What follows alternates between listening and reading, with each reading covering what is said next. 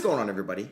How is everybody doing today? So in yesterday's video, I reacted to Bleacher Report's 2020 NBA redraft, and today I'm going to be creating my own. So yeah, this is just my subjective list. If you disagree with me, please let me know down below. So for reference, I downloaded this from Basketball Reference. That's why Teo's name is all messed up.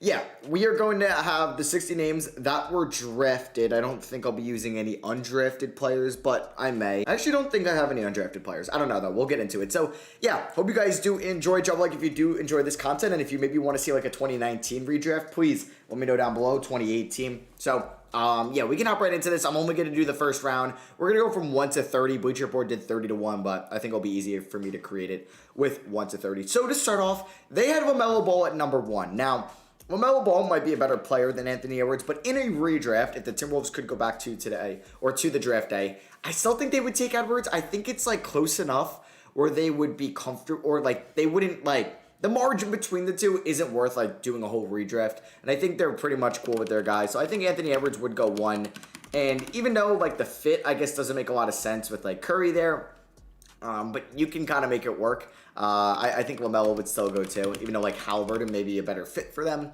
But no, LaMelo would go 2 with the talent they know that he would bring. If you want to flip-flop him 1 and 2, I think LaMelo is the better player right now, but in a redraft, I think Edwards would go 1 because that was their guy originally, and I think they would still take him. So that's what I think what would happen. But you can let me know down below who you would have number 1 in a redraft. So Charlotte at 3, they don't get their point guard in LaMelo Ball, but they get a good kind of plan B option in Tyrese Halliburton, who's now been on 2 teams. Is he the only player in this top 10 that's been on 2 teams?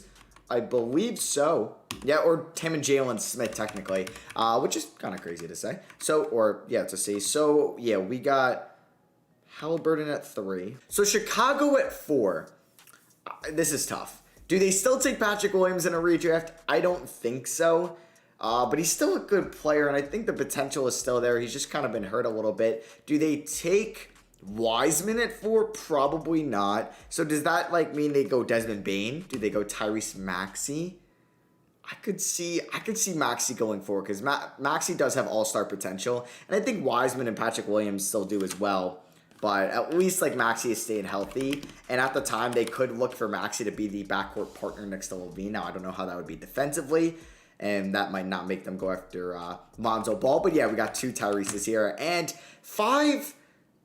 This is tough because I do like I have the original draft order here. Do the Cavs, who wouldn't have had Mobley or Jared Allen at this time, go Wiseman? I think or Desmond Bane is having such a good season. I think he has to go above Wiseman. Like, he's shown that he can be a 20-point per game scorer, so he has to go.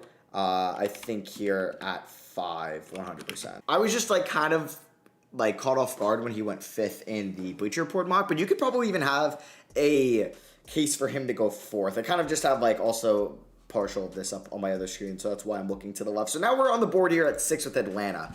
They've liked Okongwu a lot. They have. And this, they took Okongwu even though they had Capella. So I don't know if they would go James Wiseman. Do they like Devin Vassell here? I feel like Patrick Williams or Wiseman would be, I think Patrick Williams would be the pick because I feel like they could play Patrick Williams and John Collins together and even maybe play him at the 3, even though Vassell would probably be a nice pick for them. I don't know, though. Maybe they go Vassell to be the backcourt member or partner next to Trae Young. Yeah, we're going to have that. So this was also before the Jeremy Grant signing. So I think like Detroit would probably target Patrick Williams. And I think the Knicks, even though they did have Mitchell Robinson at this time, I think like they wouldn't pass up. Or do they go Cole Anthony and get their point guard? Yeah, I'm going to go Cole Anthony. They get their point guard. And then I think Washington is going to be the James Wiseman team. So, I don't know. You know what? I think Detroit probably goes James Wiseman. The Knicks had Randall, but he was not coming off a great season his first year in New York. They took Obi. Okay. Do they go Cole? No, they didn't take Cole. Would they take Cole now? Yeah, maybe they would. And then we'll probably have Patrick. But Denny Diaz, a really good player, still on the board. All right, I'm going to have Denny Avdia probably go here. Just get more wings in Phoenix. But I think he could go to any one of these teams of like Detroit, New York, or Washington or Phoenix. Like Denny Diaz actually been pretty solid so far this year, at least on the defensive end, in my opinion. I'll just kind of show you what I'm looking at here. At least on his basketball reference. Like his field goal percentage has gone up. You like to see that. His 3-point percentage has stayed there. Now his free throw percentage has gone up, which excites me because that was a big thing coming over from Tel Aviv. Wait.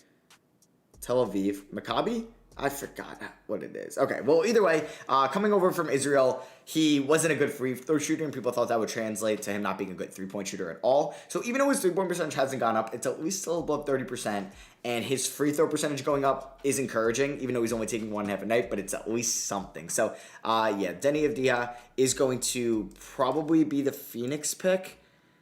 Man, it's just like, do you still like the potential of Patrick Williams and James Wiseman? Like, Wiseman hasn't shown that he could be a rim protector, but he's still crazy athletic.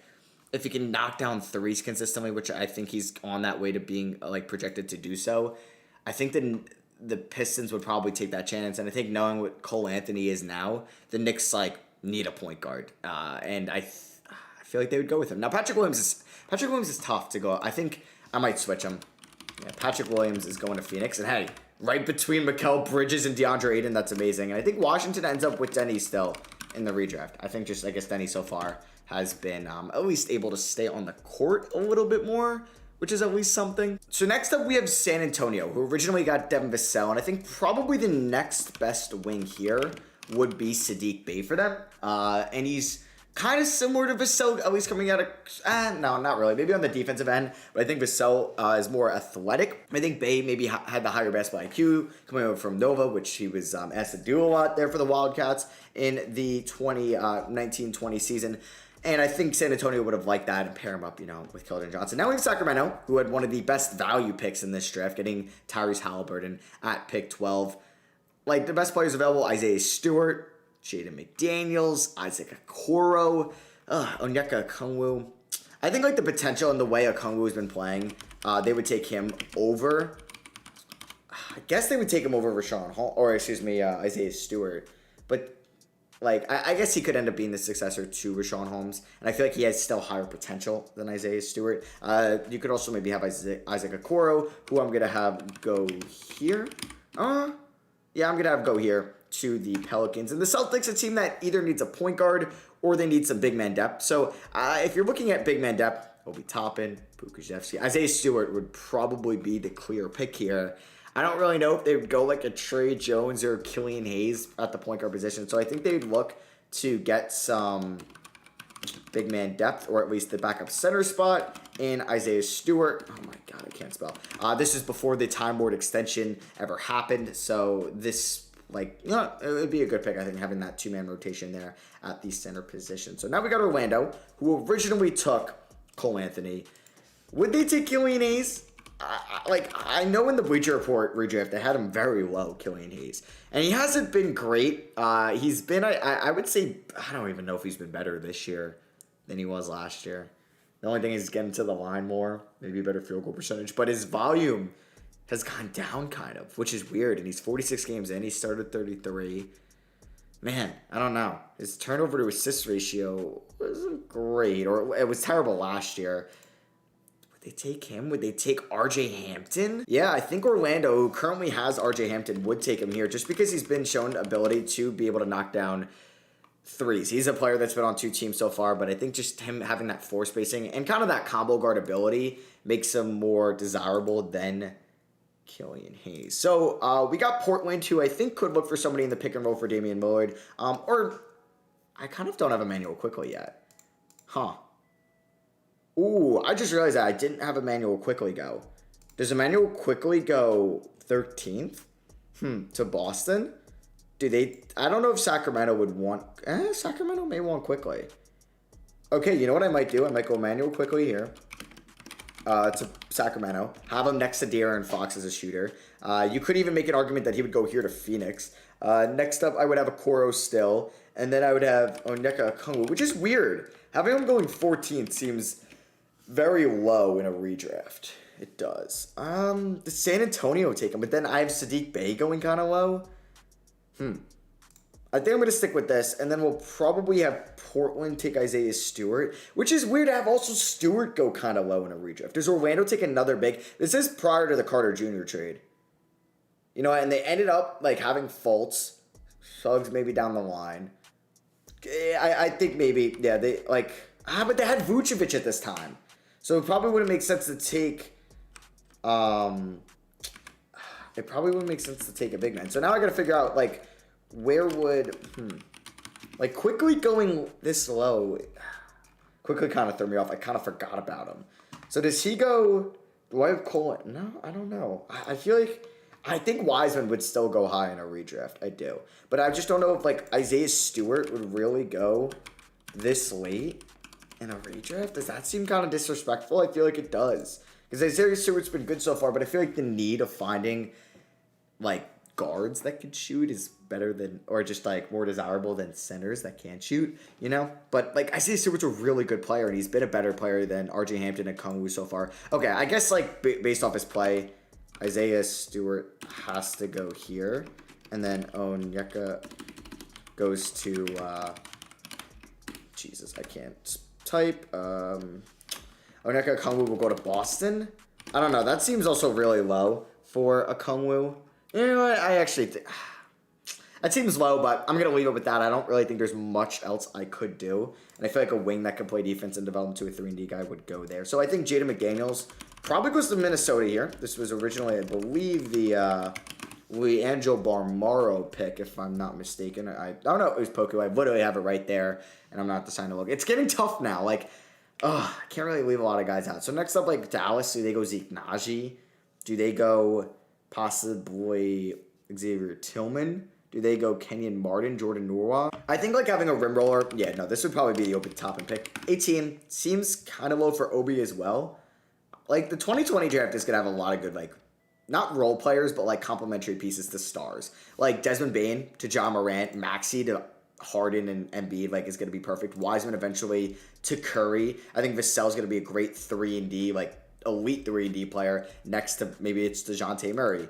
I don't know if that's Julius Randle for you, but, like, Denny Avdia next to Bradley Beal, Patrick Williams next to all those stars in Phoenix, you know? I feel like it can go a long way. Okongwu next to Lillard. You got Isaiah Stewart with Tatum and Brown. Like, a lot of these guys are either going to be rim rollers in the pick and roll, spot-up shooters, help defenders, great complementary pieces to stars. Now we're at 19. I think Brooklyn definitely needs some big help with, like, DeAndre Jordan at the time. Not a good big man.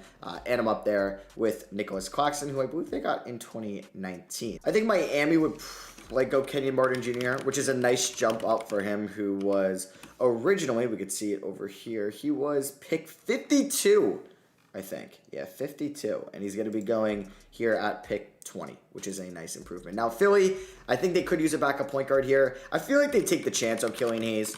With what they had at the time, like Ben Simmons, he'd be a good mentor, and I think they would probably like him a lot. Another point guard that could go, still like Kyra Lewis we have. Peyton Pritchard could possibly go. Like, I wonder where, like, Bomaro would go, possibly. I think, like, Denver, they're trying to win now. Jordan Noah can give them those minutes. The Knicks, they could have taken a flyer on some guys. Like, if Killian Hayes was here, they'd probably do that. So maybe they go Kyra Lewis. Look for him still, who has just been hurt a ton in his young career, which kind of sucks. Maybe they would go Poku. I already know, like, looking back on it, OKC would probably end up with Poku here, because originally Poku did go here, and you can have the Thunder still take him. But I'm going to have Minnesota making those selection here. And I feel like Pokusevski, like, this is with no trades. If you know what you know now, you wouldn't trade out of your picks. So Alexis Pokusevski would probably go to, like, a team rebuilding where he can still develop. Like, Milwaukee, he would just, like, not play in, like, meaningful games, you know. So that 24 spot, Milwaukee could also use another point guard. I think Peyton Pritchard could be that guy. I'm just making sure I'm spelling that right. And I literally can look right here also. So this is tough. Last 5 picks here. I think Boston could look at Trey Jones. Just kind of fits their system. Utah, Xavier Tillman, who probably should go higher. But just, like, I guess his lack of skill set, I don't know. He's a senior, right? Yeah, just, like, you already have one center that can't shoot. It's going to be both for them, but he'll be a nice backup to Rudy Gobert and upgrade over Udoka as a Buki. So finally wrapping this up, Lakers, Toronto, and Boston. None of these teams, like, I feel like Toronto would take a flyer on a more developmental guy. So, I think the Lakers, they're a team that has been shuffling through the backup center spot, or just one in general. So I think Precious Achiuwa would go here. So the last two spots, players that I think could make it, Josh Green. If you still want to value him as a first-round pick, it's crazy like Jalen Smith's fallen off. So we have Josh Green, Theo Maledon. This is tough. This is Kyler Mays. I feel like Josh Green, I don't know. Maybe they'd probably just go Malachi Flynn still here in the redraft. And we go Josh Green to Boston. They take another wing. I mean, if they knew they were getting all these developmental guys, they'd probably just look to trade this pick. But, like, does Josh Green make sense? I mean, like, some guys, like, Like, I don't want to overthink this, you know? Like, it's all hypotheticals. Maybe Leandro Bolmaro still goes in a redraft. I mean, Bolmaro is how old? I just want to pull him up really quick and just show you guys right here. Bolmaro is 21, almost 22. He just hasn't played a lot this year. Holy crap, his efficiency has been bad in the minutes he's played in. Oh, man. You know what? Does he still go over Josh Green? It'll be Josh Green / Leandro Bolmaro. I still feel like... Can I not do slash? There we go. Leandro. Leonardo. Leandro Bolmaro. Don't know if I spelled that correctly, but I could literally just look right here. Leandro Bolmaro. Okay, so that is my 2020 redraft. Let me just take a minute to review it, figure it out. I think the toughest part was like from James Wiseman to Onyeka Okongwu, or even Jaden McDaniels. You could say like a lot of these players right here in this section could be interchangeable. Like that, I think that was the toughest spots from like 7 to 17. That was rough. You guys can let me know what you would have done differently down below.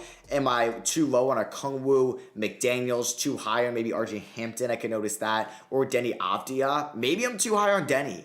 Maybe Denny switches with like Jaden McDaniels or Okongwu. So you could please let me know that down below. Hope you guys did enjoy. Drop a like if you did. And if you want more redrafts, let me know. Could maybe also do this with a guest too. That could be kind of fun. So yeah, thank you for watching. I love you guys. I'll catch you on the next one. Peace.